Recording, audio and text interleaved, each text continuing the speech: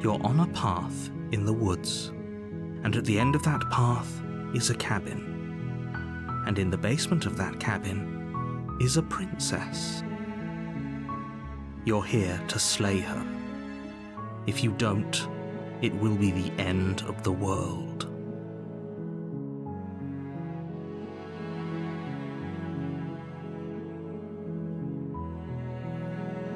Of course I haven't. Why would I even consider that?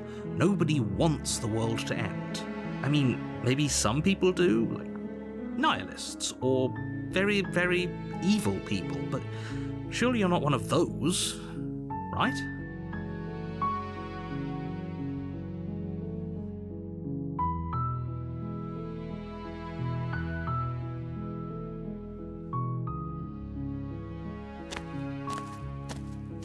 You make your way up the short path to the cabin. You'll find the princess within. We're not going to go through with this, right? She's a princess. We're supposed to save princesses, not slay them. Ignore him. He doesn't know what he's talking about.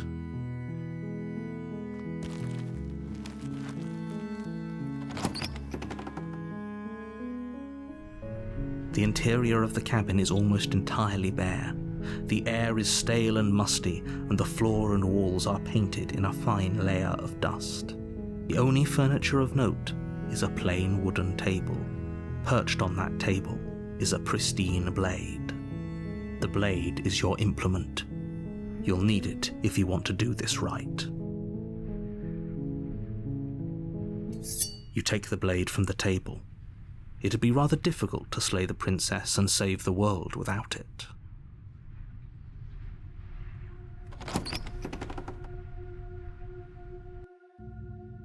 The door to the basement creaks open, revealing a staircase faintly illuminated by an unseen light in the room below. This is an oppressive place. The air feels heavy and damp, a hint of rot filtering from the ancient wood. If the princess really lives here, slaying her is probably doing her a favor. Her voice carries up the stairs. Who's there? She sounds dangerous. It's almost as if she's the one in charge down here. Don't let it fool you. It's all part of the manipulation.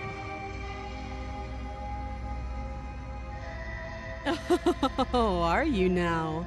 Why don't you come down and let me take a look at you? Great job. You gave away the element of surprise. Good luck, hero. You walk down the stairs and lock eyes with the princess. There's a heavy chain around her wrist, binding her to the far wall of the basement. She's so coldly beautiful. Is she really a threat to the world? Focus on the task at hand. You weren't kidding when you said you were here to kill me.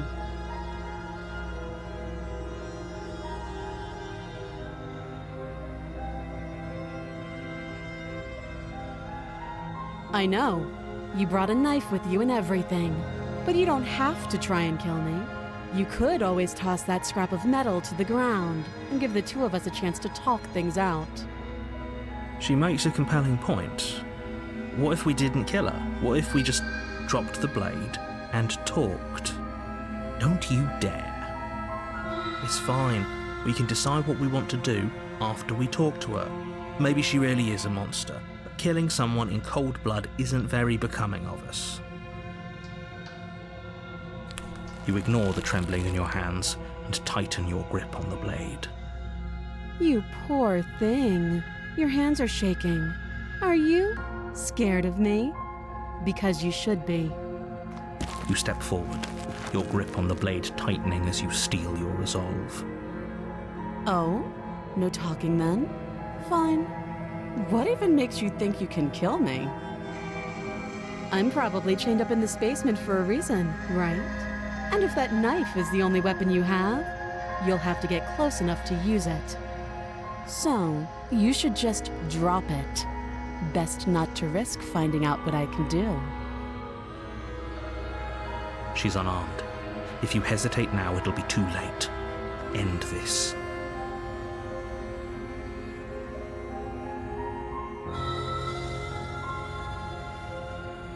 You go into this expecting to die, you're going to die. Hesitating? Why don't you drop the knife and the two of us can be civilized with each other? Then I'm not talking to you.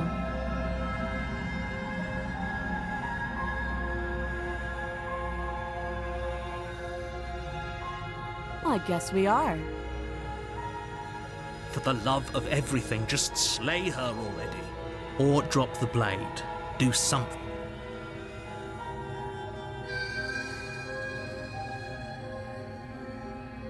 You stare at the princess, squinting fiercely. She squints back. The two of you are gonna do this forever. You'll have to blink eventually. You charge the princess, blade trembling in your hand, but you've already lost the battle. She casually sidesteps your thrust before knocking you to the ground with a single blow from her elbow. We shouldn't have hesitated. But she doesn't stop there. She kicks you a few times for good measure, the pointed tip of her shoes feeling like a pickaxe against your fracturing bones, making sure you stay down. As you lie, crushed and broken on the basement floor, the princess kneels on your throat with the kind of weight you didn't think her slight frame could possibly possess. As you gasp for air, she eyes you with an intense curiosity. You shouldn't have let that fear creep into your heart. You had the upper hand, and now look at you. Is this really the best you could do? Look at you. Completely broken. I'd be lying if I said I wasn't a little disappointed. She applies more pressure, slowly squeezing what's left of your life out of your lungs. This is the end, isn't it? I'm afraid it is. Everything goes dark, and you die.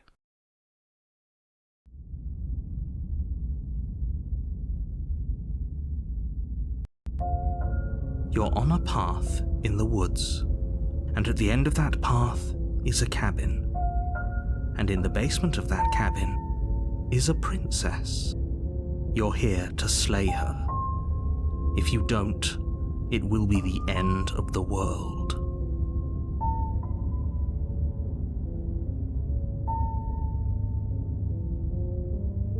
Again? People don't die twice. You haven't even met the princess, and I hardly think she'd be capable of killing someone as skilled and courageous as yourself.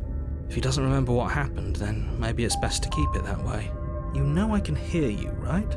It's going to be a lot harder than you think to keep secrets from me. What does it matter what he knows? There's nothing we can do to stop her. She's just going to kill us again. She is not going to kill you unless you let her. But slaying the princess and saving the world is going to be much more difficult than it has to be if you spend the whole time second-guessing yourself.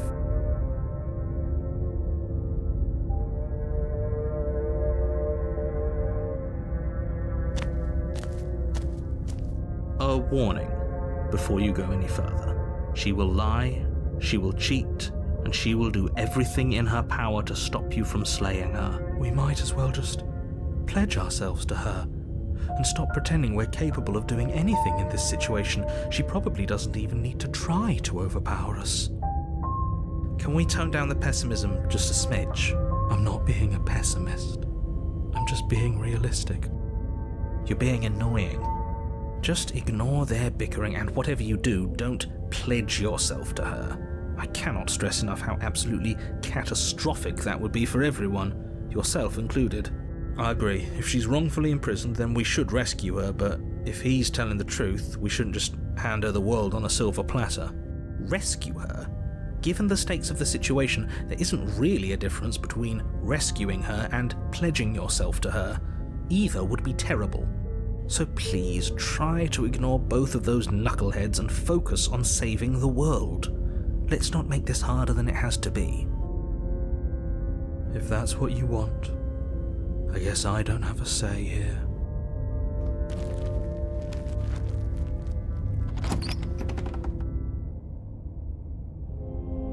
The interior of the cabin is larger and more grandiose than its humble exterior would suggest. The only furniture of note is a massive marble altar with a pristine blade perched on its edge. The blade is your implement. You'll need it if you want to do this right. Why do we feel so small? We don't feel small. We are small.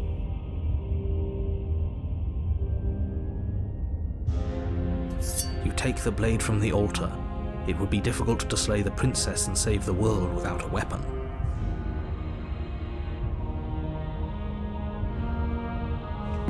You walk up to the wall next to the basement door.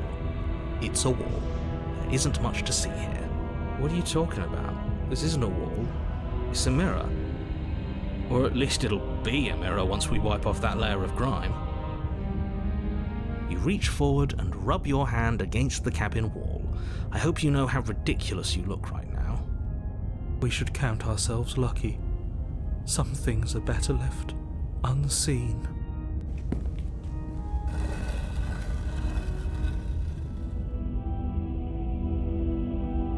The door to the basement creaks open, revealing a spiral staircase. Its steps almost as deep as you are tall. The smell of incense drifts up from below. For a moment, you almost feel at ease. This is actually kind of nice. It's still a stone basement. If the princess lives here, slaying her is probably doing her a favor. Her booming voice rolls up the stairs. Is that a guest I hear? Don't linger on the stairs. Come down and witness me. You weren't kidding when you said it was booming. She wasn't like this last time. We need to get down there. She wants us to see her. We need to see her. Should we be worried about your sudden change in attitude? Just a few minutes ago you were going on about how pointless everything was. Now you want to go down there. It doesn't matter what that little voice says. He's not the one making the decisions. Though if his ramblings get you to the princess, they get you to the princess. Making your way down the spiral staircase is a time-consuming and exhausting effort, every step requiring you to clamber over one edge before dropping to the next. But soon the end comes into view, and you tumble to the bottom, entering the vast, temple-like room beyond. The princess towers over you, almost glowing in the weak starlight, her figure framed by a stained glass window. Her long hair billows around her, and a chain binds her wrist to the far wall. The chain is nothing to her. It might as well be a toy for all the good it would do. I told you it was pointless to resist her. The little bird has returned to me. I wonder what he wants. You brought that knife again, even though you know it's useless. Such charming audacity. Drop it.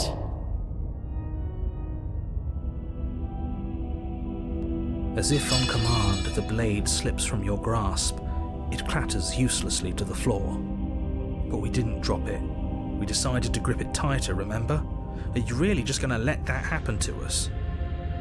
I have a duty to report facts as facts, and the fact is that you dropped the blade. Of course we dropped it. She's so much more than us. You wouldn't understand what it feels like to be in her presence. Oh, I understand what's going on, and you'd better snap yourself out of it. Kneel.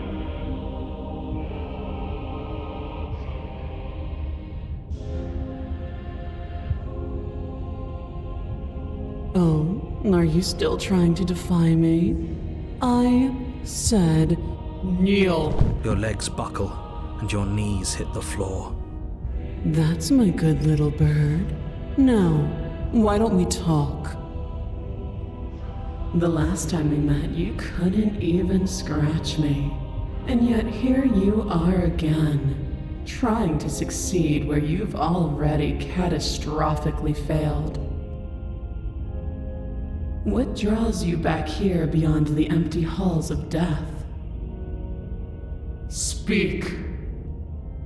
The last time we met, I suppose that lends credence to our conversation in the woods. Still, whatever you do, don't tell her why you're here. It's best not to give her any ideas. Do you think holding shut your beak is enough to stop me from prying it open? Do you think your skull can save your thoughts from being seen? You're less broken than I thought. Perhaps you need another lesson in submitting to your betters. Pick up that needle. Do it. It's what she wants. No objections here. I don't know what she's planning, and I don't like that we don't know what she's planning, but we might as well pick up the blade. As your eye falls on the blade, you feel a weight. Some divine hand that sits unperceived by your senses, but that manages to push you towards its desires like an unseen puppeteer. You reach forward and grasp the blade. Stand. This one's easy. See? This isn't so bad. Okay, yeah. We can do that. We were probably going to stand anyway. You can feel a creaking tension between body and will as you slowly rise to your feet, like two foes forced into an unhappy truce. The princess eyes you with soft contemplation. The moment seems to last a lifetime, the silent anticipation of what's to come dragging out the long, painful seconds. But all silences are broken eventually. To define me is to claim we stand on level ground. We do not. You are quiet shadow, while I am brilliant radiance. Take that knife in your hand and slit your throat. What? You don't have to listen to her. You're armed. Just steel your nerves, step forward, and end this. Oh, we'll end this all right. Your hand lifts the blade and brings it towards your throat. Okay, I apologize for the unclear language. End her. Your body is sluggish and unresponsive, actively fighting against you, but you do your best to stagger forward. One step at a time, you move towards the princess. Slitting your throat would have been a mercy, but it seems you're in need of a harsher lesson. Plunge that knife into your lungs. I'm sorry. Don't. As you take another step forward, the blade digs into your ribs, slicing through flesh with ease. It somehow feels like an entirely natural thing to do, while the simple act of walking has become an arduous impossibility. Then it slides back out, the wound burning as a small hiss of air escapes through the fresh orifice. Blood fills your lungs. Now, do it again. Keep doing it until I give you permission to stop. Those are just words. You don't have to listen to her. It's what she wants. You, heroic one, what are you doing? Don't just let this happen. Stop him from killing you. I'm on it. Your other hand locks around your wrist, struggling to keep it from perforating vital organs. But the blade still flails towards you, managing to slice bits of skin that plop to the floor to join the growing pile of blood and gore beneath you. Despite the pain, you manage to keep yourself in one piece, at least for now. What a pitiful display. A wounded little bird, thinking it can defy a god. It doesn't have to be like this. It doesn't have to hurt so much. You can choose a gentle end. You can choose to leave that punctured vessel for the next. Or you can pathetically struggle against yourself until the floor of this temple is painted with the bloody impressions of your futility. You continue to approach the princess, even as the repeated gouges of your blade expose bone and muscle to the open air of the basement. You know, this would be a lot easier if you gave us a hand. My influence only goes so far, and I can only juggle so many things at once. The best I can do right now is to continue to drive you forward. Believe me, this whole ordeal would be so much easier if I didn't have to contend with free will. You're the one making things difficult. You're the one making us hurt. She doesn't want to hurt us. She's just doing what she has to. Stop.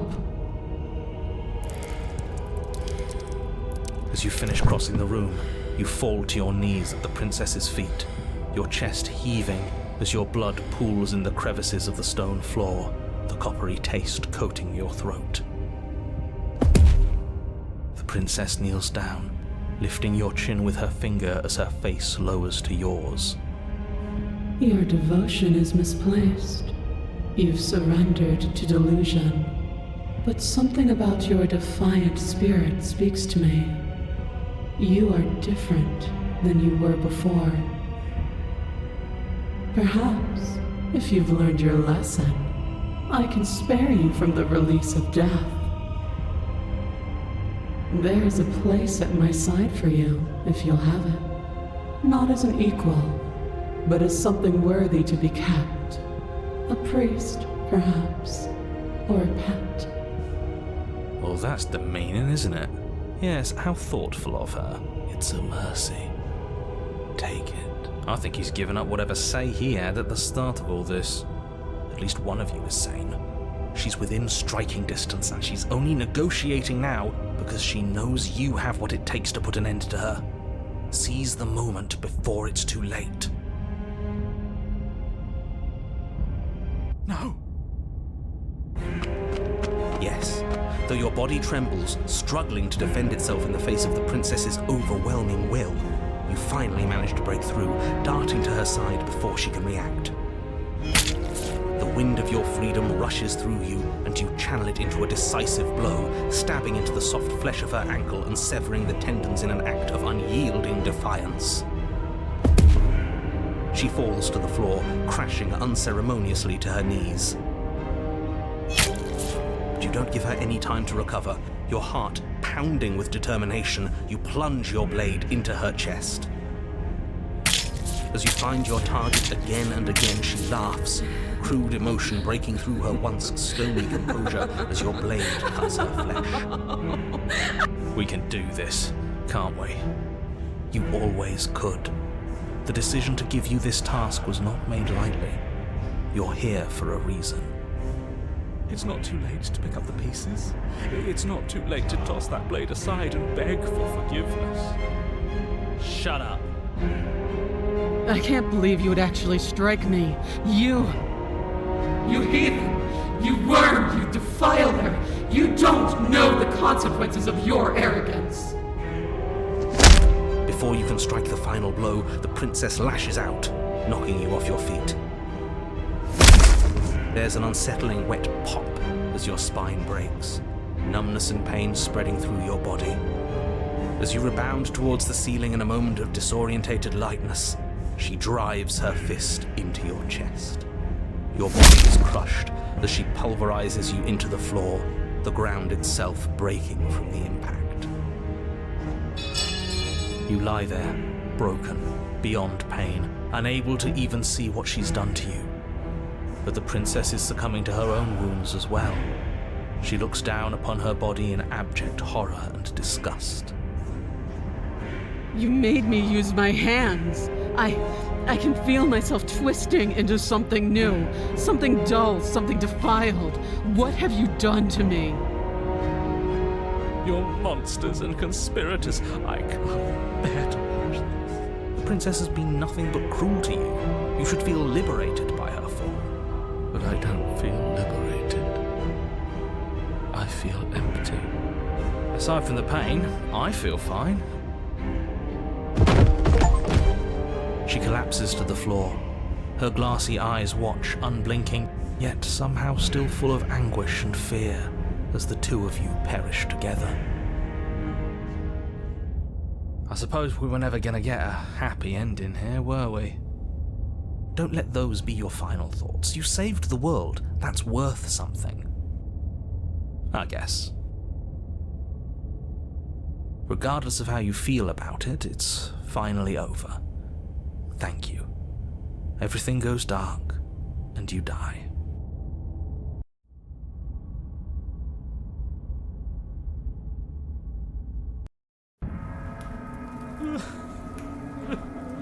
You're on a path in the woods, and at the end of the path... Okay, what the hell is that? I think he's upset.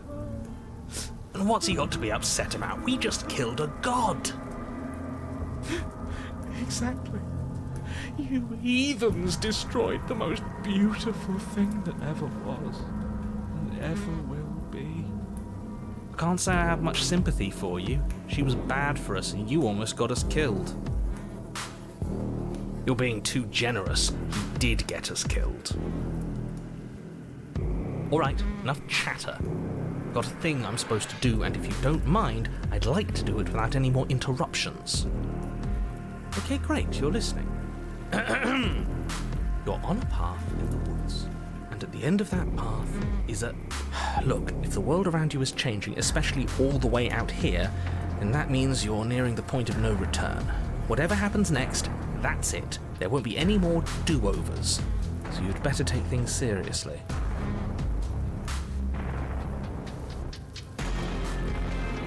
So what if I'm speaking my mind? It's not like I've ever really got to say in things. What a crock of shit. Yeah, you stabbed us last time. Repeatedly. It didn't even work. It doesn't count. We died! If you didn't submit to her, for all we know, that wouldn't have happened.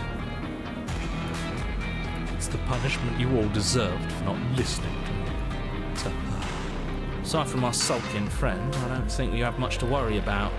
You're still the one in charge here, and I don't think that's ever going to change. Second he tries something, I'll put a stop to it.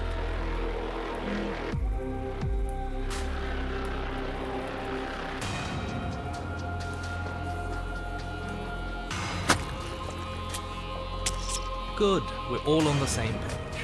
It isn't long before you find yourself at the end of the path, staring up at the cabin on the hill. You'll find the princess within, as I'm sure you already know. End her. That's it? No final words of advice? I'd rather not waste any more time. I'm sure that any advice I'd give at this point is something you've already heard. If there's still a princess at the cabin, maybe we can salvage things. Maybe if we just grovel and apologize, things can go back to how they were before. Oh, cut it out, will you? We need to be tough right now, and you're making it so much harder than it has to be, so stop whining.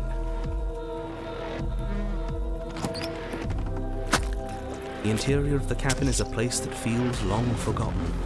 There was once an elegance to its construction, carved marble columns holding a high arched roof, vaulted windows letting in the weak starlight. But that is how it was. Now there is a growth that has overtaken it. A viscous fluid seeps from cracks in the stone walls, and it congeals into chaotic streaks of writhing nerves and wet clumps of living meat. That's horrible. You did this. The only furniture of note is a pulsating pedestal, a pristine blade perched on its edge. The blade is your implement. You'll need it if you want to do this right.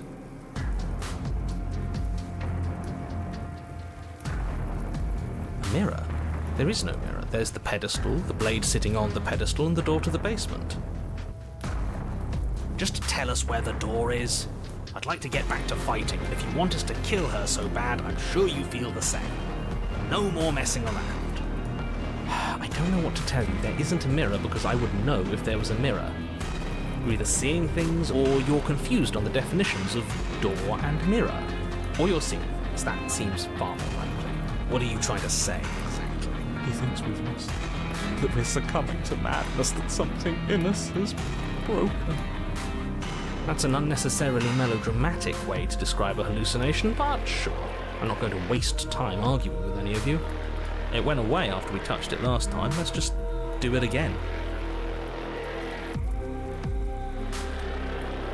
You take the blade from the pedestal. It would be difficult to slay the princess and save the world without a weapon. Good. Nothing feels better than gripping cold steel.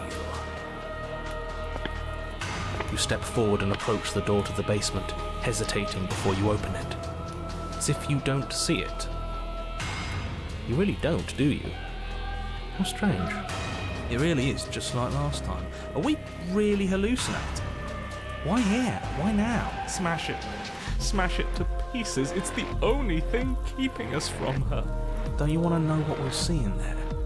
We won't be able to see anything if we smash it. Nah, I'm with him on this one. Smash it! Let's get violent already. Do whatever you want with it. The mirror isn't real, so how you handle it doesn't matter, aside from wasting dangerous amounts of time. You reach forward and drag your hand across the door leading to the basement. As if on command, it slowly slides open, scraping against the stone floor, its ancient hinges moaning as it reveals the dim path ahead. Why am I not surprised? You step forward into the darkness. The stairs leading down to the basement are at once both narrow and grandiose. A high-vaulted ceiling stretches up into a gloom beyond your sight, while walls wet with tumorous growths press in uncomfortably at your sides. You feel both unprotected and trapped, at once exposed and claustrophobic. The air is thick, its odor an oppressive violence, the metallic scent of fresh blood twisting with the nauseating embers of charred remains. If the princess lives here, slaying her is probably doing her a favor. Her voice, a bellowing rage, roars up the stairs. Was severing the tendons of my ascension not enough for you? Was it not enough to rend my divine heart? Come, see the horrors you've wrought upon my flesh, and feel my hands set upon your throat. See how you've soured my once divine melody. She's so angry with us. Why? Why did you desecrate her? Why couldn't I stop you? You've got to stop thinking about her like that. It isn't doing anyone any good. She's not some untouchable god. She's an abomination. And we're going to put an end to her once and for all. Whatever she is now is our fault. If she's an abomination, then what does that make us? It doesn't matter what we are. She needs slaying, and we've got the means to do it, so let's get a move on. If I might interject, you didn't make her into an abomination. She's always been what she is. It's why you're here, and it's why your task is so important. You make your way to the bottom of the stairs. The chamber's walls are painted in blood, a deep, sickening red that drips down in clotted streams onto the charred corpses that make up its floor. This place reeks of torment, of ripped skin and burning bone. The princess stands in its center, muscles flayed and bare and weeping, draped in a tattered dress of her own skin. Her heart beats from its place in her open chest. Do you know what I'm going to do to you? There's not so much a moment of hesitation before she steps forward. Her chains pull taut, holding fast as she strains against them. The cuff around her wrist digs deeper into her skin. Blood drips from the place where metal meets flesh. And then, with a nauseating sound, the skin tears. It plops to the ground. She pulls her red, glistening arm free from her bindings. She is loose, and she is coming for you. Let her end it. It's the punishment you all deserve for what you did to her. It's the punishment I deserve for letting it happen. Screw that. We can win. We've done it before, and we'll do it again, only this time we'll make it out the other side. Hell, she's practically done most of the work for us.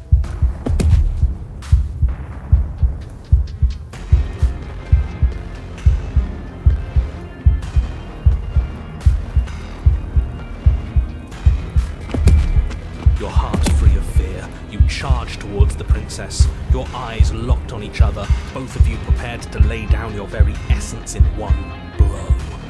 It's now or never. Let's make it a beautiful blade. With a horrifying squelch, you are unwound. No, that's our stuff. She can't just do that. She just did. Unfortunate, I know, but reality is reality. You should all just be grateful she's decided to keep us alive. Even in her defilement, she is merciful. We're not out for the count just yet.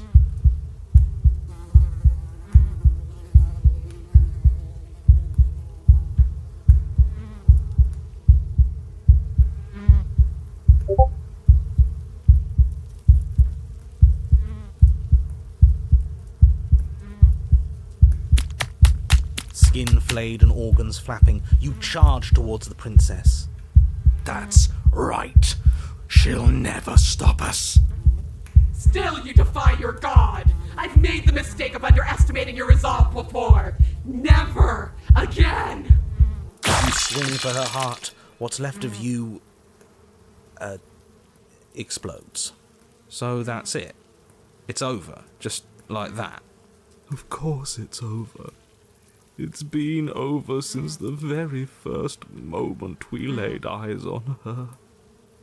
This is the final note of your discordant melody. You will not return again, because you will live in that single tone forever. No! It's not over! We're a god killer! We've returned from death itself twice! Didn't you hear her? We're not dead. What's the difference? From many perspectives, there isn't one, but functionally, that is, from your perspective, the difference is massive.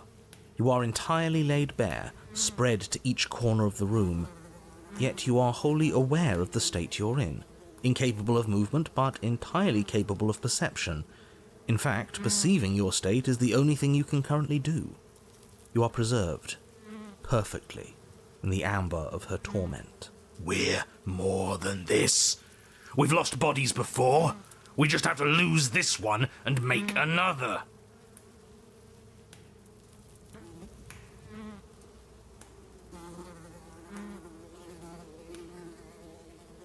Absolutely not. I refuse to let you just decide to die with your task unfinished. If you die here, the world is doomed.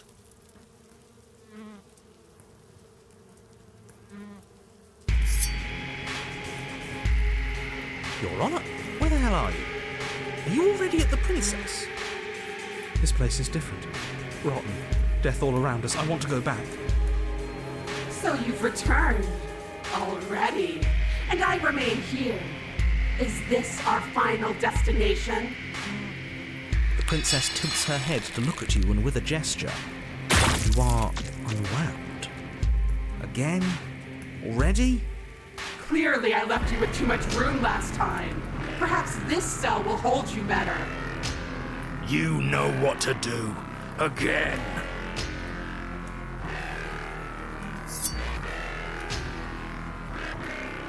Your Honor, she's gorgeous.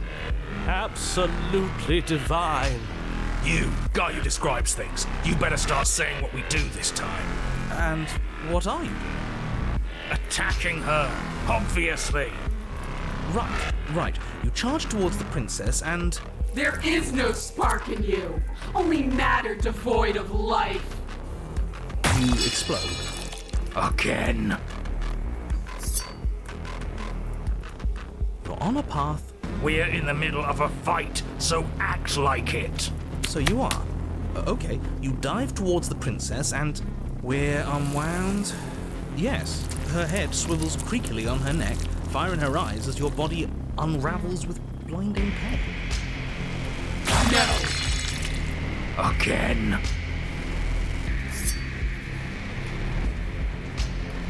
Your Honor, no time. You narrate now. Yes, of course. Pristine blade grasped firmly in your hands, you fly towards the princess before she can turn to face you. You might actually do it this time. I can feel that body of yours slicing through the air. How many more times will I have to scatter you? As she turns towards you, the very essence of your being begins to flake away. Your muscles, then organs, then nerves laid bare and screaming as the rest of you is stripped of substance. Oh, boo-hoo. It's just a body. It just needs to last long enough to sink this blade into her heart. But it doesn't last. You are disintegrated. Everything goes down. How many times do I need to pulverize you before you finally understand?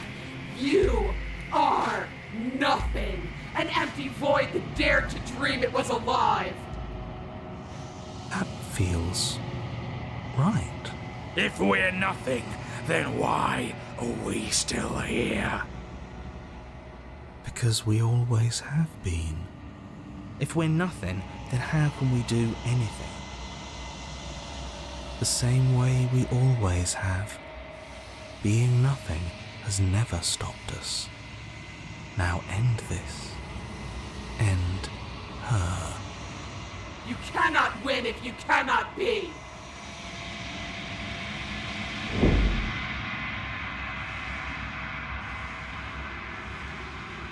How? I've scattered the atoms you clung to and there was nothing there to find. You can't exist. It's over. Oh, I think I understand you now. I'm sorry. I didn't mean to do the things I did to you. I don't think I knew what I was doing. She sounds genuine. They always do in the end. It's cold, but I'm going to be okay, right?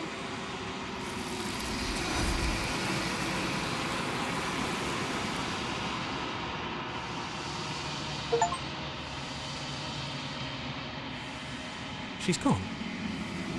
Where did she go? Should we try and find her? And there's that mirror again. Why is it here? Why now?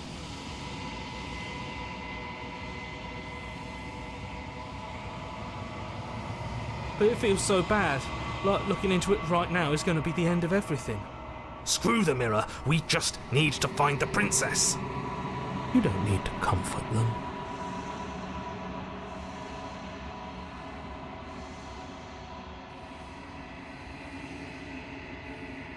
Oh, I don't like that silence.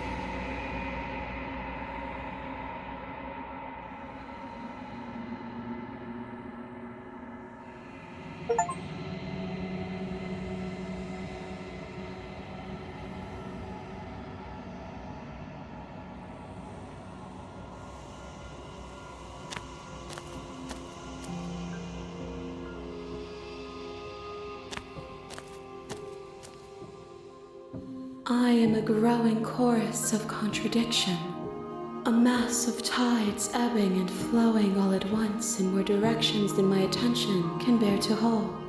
To look at any one is to shift them all into something new, and to look away is to reshape them yet again. All of me is changing, and yet the rest of me is still the same.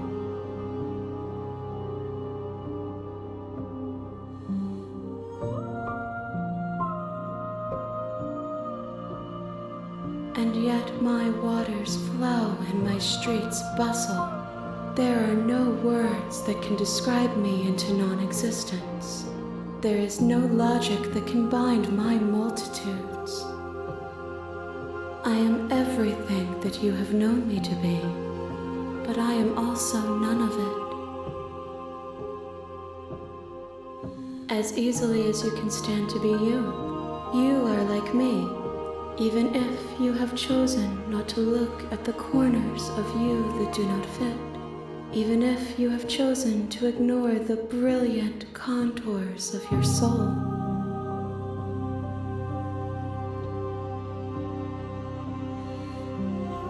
It changes me, but it doesn't make me worse, nor does it make me care for you any less. Does it make you worse?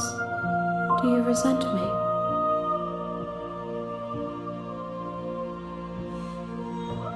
It says that your heart is gentle, that even in the darkness you are guided by compassion. This one is desecration. She placed the weight of her agony on you, yet it is she who unwound herself. There is passion and empathy buried under her unfeeling skin. She will make for a weathered heart. Do not mourn her. She has finally found peace.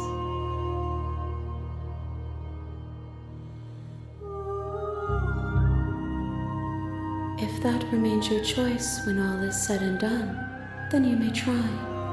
But know that I do not wish you harm, even if you attempt to destroy me.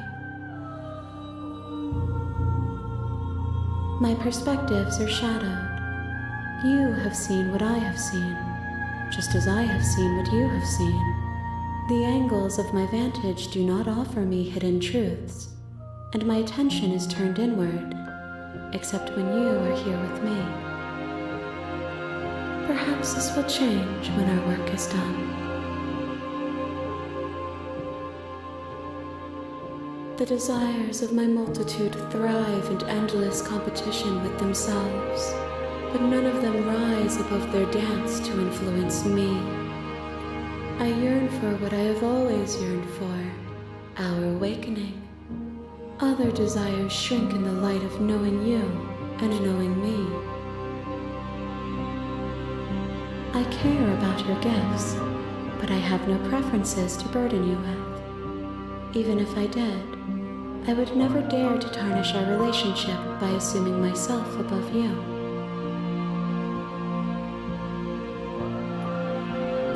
The tides do not dictate where they are pulled. A river does not dictate its outlets. My gift to you is to let you choose your path, and my task is to treasure the gifts you bring me. We will know when we near our destination. I will be here when it is time for us to meet again.